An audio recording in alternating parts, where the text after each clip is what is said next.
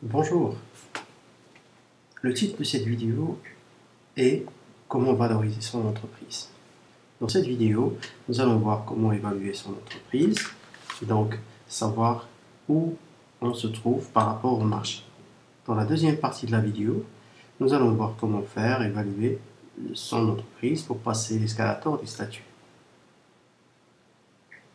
Dans tous les domaines commerciaux ou de services, on arrive facilement à dire que tel cabinet ou tel industriel est spécialiste, généraliste ou expert.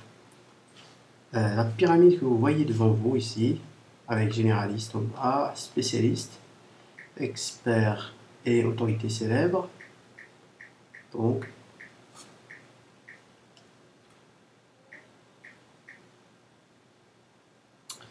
c'est un évaluateur d'entreprise. Je vous invite à l'essayer pour évaluer votre entreprise et dire où vous en êtes. Je suis sûr que tous les consultants vont se voir comme des experts.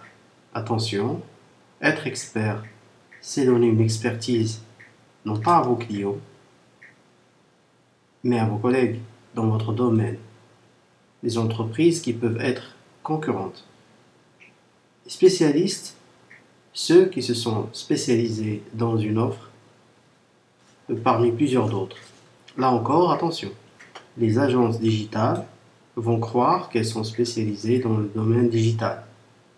Ils le seront seulement s'ils se spécialisent dans la publicité, par exemple. S'ils offrent d'autres produits marketing, ils rentrent dans la catégorie des généralistes. L'autorité célèbre est le maître du domaine. C'est celui qui donne des conférences, qu'on voit à la télé, qu'on voit sa photo sur un magazine, sur la première page du magazine, que les experts et les spécialistes suivent pour apprendre tout simplement. Passons à présent à comment passer d'une catégorie à une autre.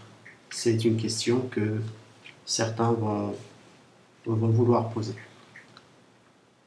On voit des businessmen qui courent après la publicité, après les clients, après le chiffre d'affaires, mais ils ne font pas attention au statut de leur entreprise. Comment ils sont perçus dans le marché, comment ils sont vus par les clients.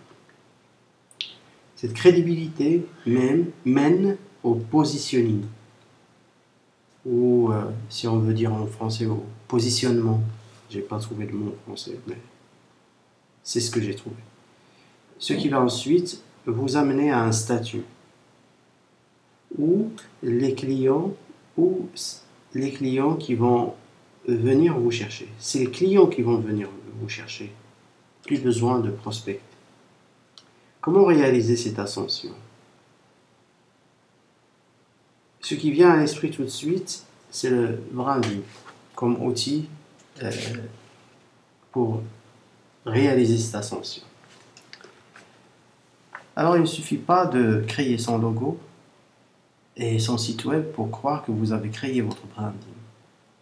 Je vous explique ça par l'exemple suivant. Prenez Facebook par exemple.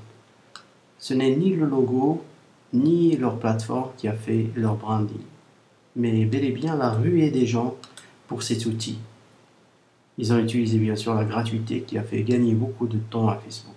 Bien sûr, le branding reste un aspect parmi d'autres pour affirmer sa notoriété. D'autres méthodes de valorisation sont à expérimenter parce que je crois que pour chaque entreprise, il y a un travail spécifique à faire. Des fois, il faut faire plusieurs essais avant de réussir. Merci d'avoir suivi cette vidéo jusqu'au bout. Si vous avez aimé cette vidéo, partagez-la avec une personne de votre réseau. À bientôt.